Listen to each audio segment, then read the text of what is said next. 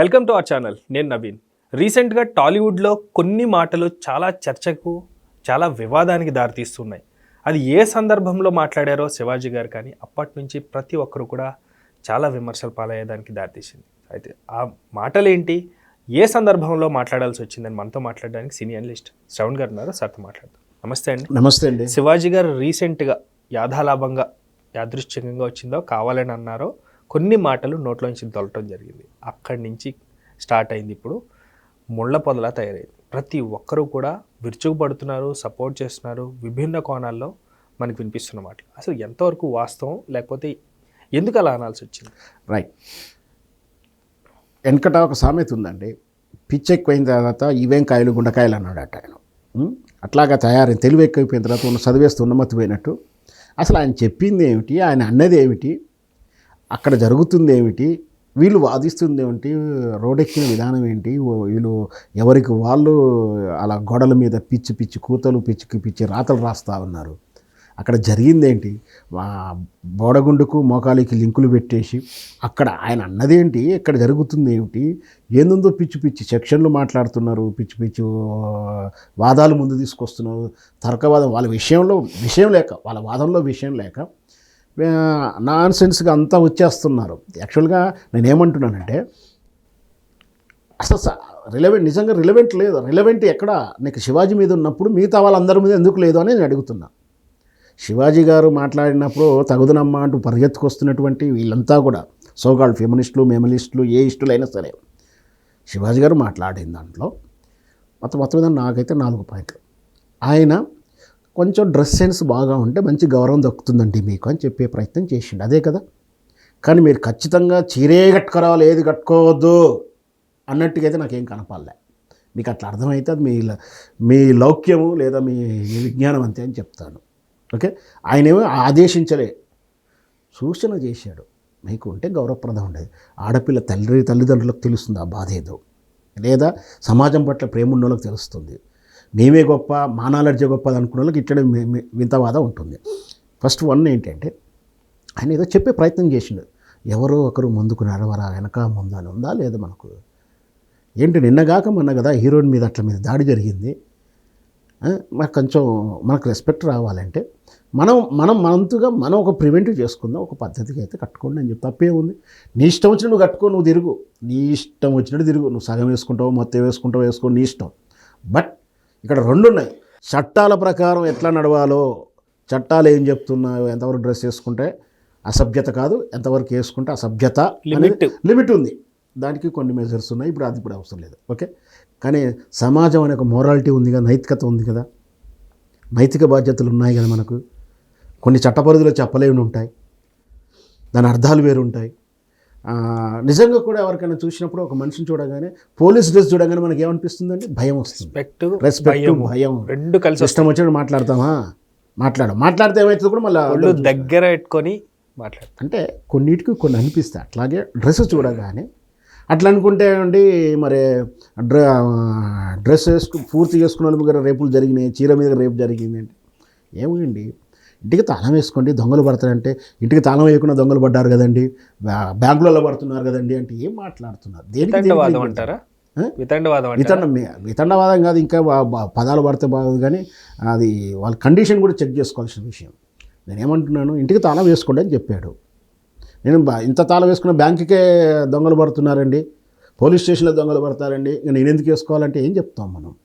ఒక చెప్తున్నప్పుడు దాన్ని ఎట్లా రిసీవ్ చేసుకోవాలి, ఏం చెప్తే ఏమై రిసీవ్ చేసుకోవాలో కూడా తెలియని ఆ అయోమయ స్థితిలో వన్ సైడ్ మెంటల్ కండిషన్లో వాళ్ళు ఉమెనిస్టులు కానీ, మేలిస్టులు కానీ, ఏ ఇస్టులు అయినా సరే నేనేం చెప్పేది ఆయన చెప్పే ప్రయత్నం చేశాడు. బట్ 2 తప్పులు ఉన్నాయి. ఏంటి అది? ఆయన ఒక పదం, సామాన్లు అనే పదం ఉన్నది వాడాడు. నాకు తెలిసినంతవరకు అది చట్ట ప్రకారం చెల్లదు, నైతికత ప్రకారం తప్పేది. చట్ట ప్రకారం చెల్లకపోకుండా ఉంటుంది కేసులో విషయం. అయితే నాకు ఏంటంటే సామాన్లు అంటే భూత్ అని ఎక్కడా రాయబడలేదు చట్టంలో సామాన్లు అంటే భూత్ అని నువ్వు నిరూపించాలి, నువ్వు కేసు పెట్టినావు కాబట్టి ఇది నిలబడదు. సరే, అది అయినదో వంద చూడగానే ఒక భూత్ పదం అన్నాడు, తప్పే. ఒక రకంగా అది చట్టం కూడా శిక్షించదగిందే. సరే, మీరు కంప్లైంట్ ఇచ్చారు, మూమెంట్ కమిషన్ తనంతలో తాను తీసుకుందో నాకైతే తెలియదు. కానీ సెలబ్రిటీలు ఇన్వాల్వ్ అవుతున్నారు. నేను అదే చెప్పబోయి చెల్లబోయిపోయాను. ఆయన రిగ్రెట్ అయ్యాడు, క్షమాపణ కోరారు. ఇక క్షమాపణ చెప్పడం కూడా ఇప్పుడు తప్పుపడుతున్నారు. విచిత్రమైన మెంటాలిటీ ఏంటంటే క్షమాపణ చెప్పడం కూడా తప్పుపడుతుంది. అంటే విపరీత అర్థాలు, నువ్వోరు క్షమాపణ చెప్పడానికి, నీకు ముందే అయ్యింది కదా, అట్లా ఒళ్ళు బలిసిందుకు మాట్లాడినావు, ఆ బుద్ధి ముందే ఉండాలి కదా, ఇది మాట్లాడుతున్నారు. ఇవన్నీ పెట్టేసి ఆయన మీద రక్కుతున్నటువంటి ఈ సెలబ్రిటీలు రకరకాల కామెంట్ చేస్తున్నాం. ఒకటే విషయం అండి, డ్రెస్ సెన్స్ ఉంటే, కామన్ సెన్స్ ఉంటే, డ్రెస్ సెన్స్ ఉంటే గౌరవప్రదం దక్కుతుంది. గౌరవం దక్కలేదంటే డ్రెస్ వేసుకోలేదని కాదు.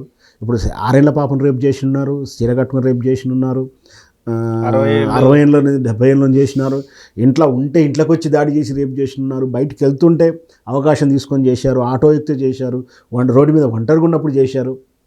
అంటే ఇక్కడ ఉంటే అక్కడ ఉంటుందని ఏం లేదు.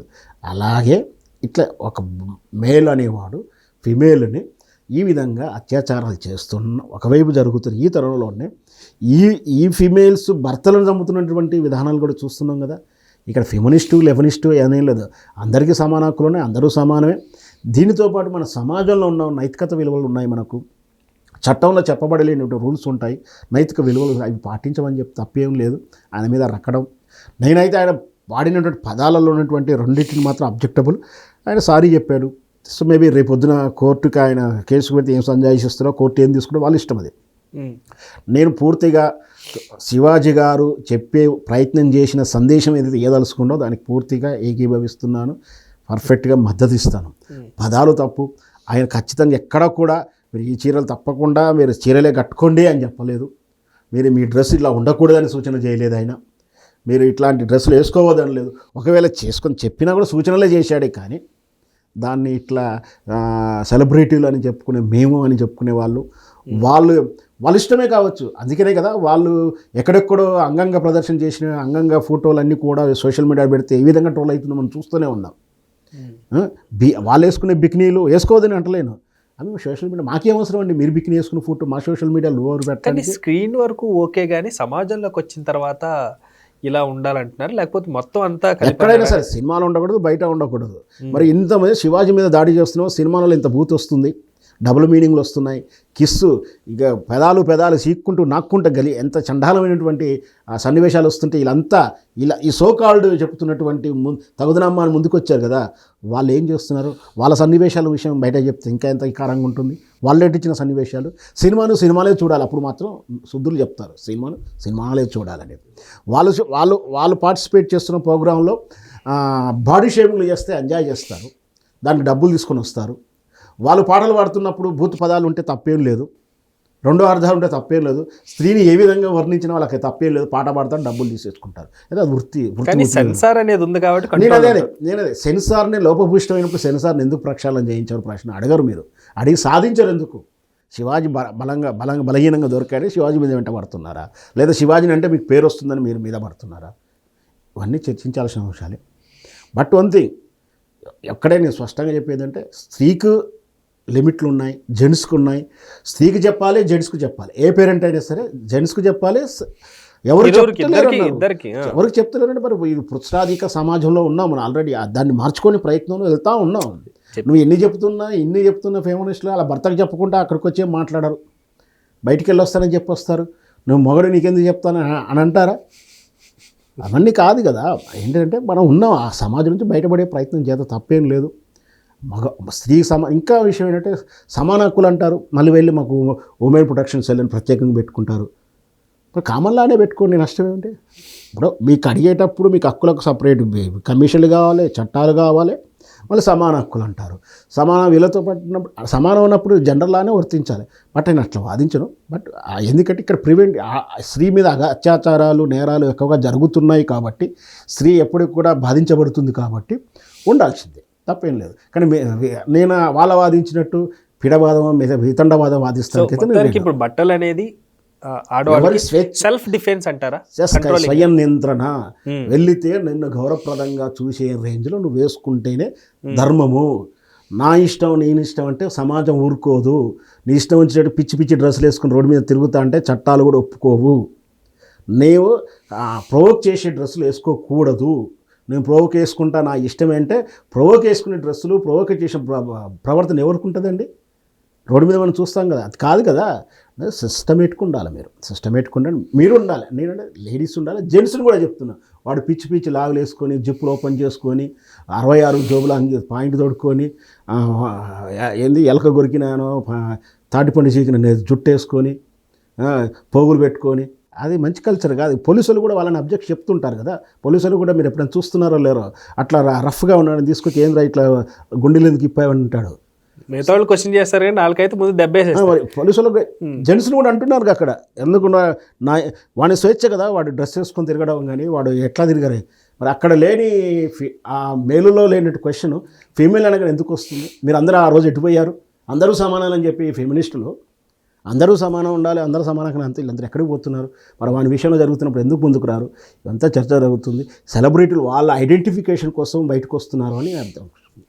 Thank you sir, thank you so much అండి. Thank you viewers, bye.